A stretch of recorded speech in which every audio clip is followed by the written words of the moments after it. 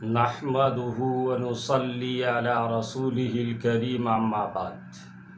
میرے پیارے بھائیوں اور بہنوں، السلام علیکم ورحمۃ اللہ وبرکاتہ۔ میرے رب نے اپنی عظیم کتاب میں فرمایا ہے، ان کے ساتھ بھلے طریقے سے زندگی بسر کرو۔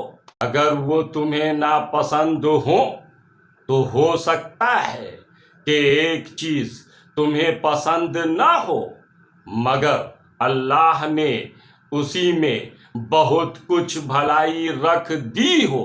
یہ بیوی کے ساتھ حسن معاشرت کا وہ حکم ہے جس کی قرآن نے بڑی تاکید کی ہے، اور احادیث میں بھی نبی اکرم صلی اللہ علیہ وسلم نے اس کی بڑی وضاحت اور تاکید کی ہے۔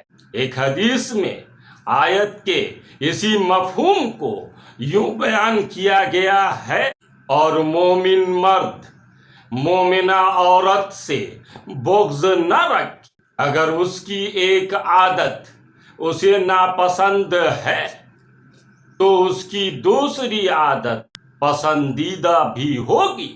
مطلب یہ ہے کہ بے حیائی اور نشوز و عصیان کے علاوہ اگر بیوی میں کچھ اور کوتاہیاں ہوں جن کی وجہ سے خاوند اسے ناپسند کرتا ہو تو اسے جلد بازی کا مظاہرہ کرتے ہوئے طلاق نہ دے، بلکہ صبر اور برداشت سے کام لے۔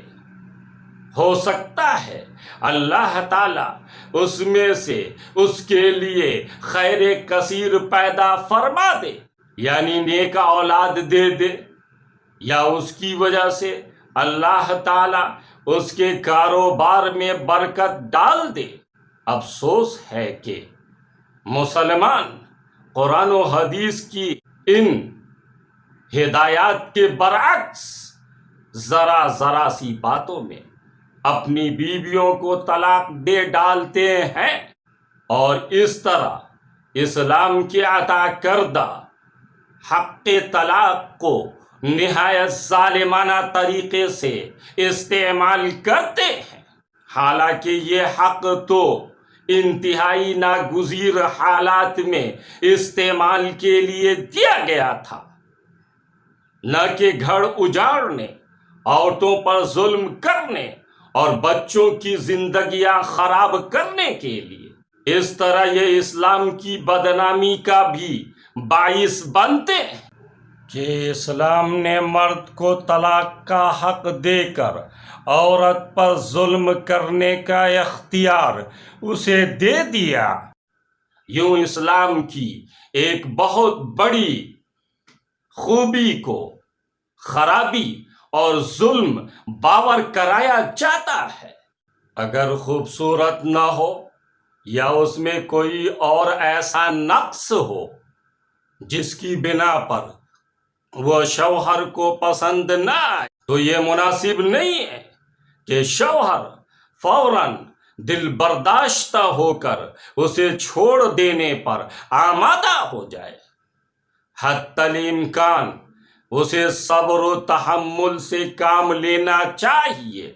بسا اوقات ایسا ہوتا ہے کہ ایک عورت خوبصورت نہیں ہوتی، مگر اس میں بعض دوسری خوبیاں ایسی ہوتی ہیں جو ازدواجی زندگی میں حسن صورت سے زیادہ اہمیت رکھتی ہیں۔ اگر اسے اپنی ان خوبیوں کے اظہار کا موقع ملے تو وہی شوہر جو ابتداءً محض اس کی صورت کی خرابی سے دل برداشتہ ہو رہا تھا، اس کے حسن سیرت پر فریفتہ ہو جاتا ہے۔ اس طرح بسا اوقات ازدواجی زندگی کی ابتدا میں عورت کی بعض باتیں شوہر کو ناگوار محسوس ہوتی ہیں اور وہ اس سے بددل ہو جاتا ہے، لیکن اگر وہ صبر سے کام لے اور عورت کے تمام امکانات کو بروئے کار آنے کا موقع دے تو اس پر خود ثابت ہو جاتا ہے کہ اس کی بیوی برائیوں سے بڑھ کر خوبیاں رکھتی ہے۔ لہٰذا یہ بات پسندیدہ نہیں ہے کہ آدمی ازدواجی تعلق کو منقطع کرنے میں جلد بازی سے کام لے۔ طلاق بالکل آخری چارہ کار ہے جس کو ناگزیر حالات میں استعمال کرنا چاہیے۔ وما علینا الا البلاغ۔